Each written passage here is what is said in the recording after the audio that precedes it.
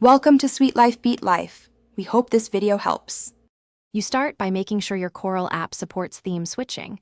Confirm version and back up any custom workspace before changing global settings. Once Corel is open, close active files so changes apply cleanly, then go straight to Tools and choose Options.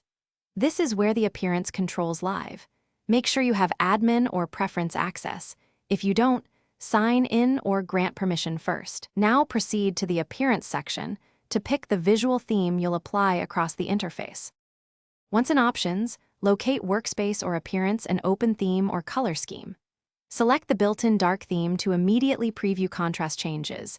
If you prefer, use custom colors to adjust UI elements like toolbars and panels. Apply the theme and watch interface elements update. Make sure to check dialogues, dockers, and text readability. If an Apply button is present, click it, and when prompted, restart Corel to fully commit theme assets. After restart, verify panels look consistent and reset if needed. To finish, fine-tune contrast by editing individual UI colors so icons and text remain legible. Adjust background, text, and highlight colors in appearance settings.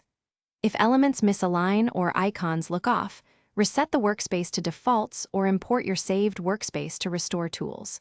Make sure your GPU and display drivers are current and update Corel to the latest build if theme fails to apply. If problems continue, revert to the previous theme and reapply after a restart to clear cached UI data. Thanks for watching.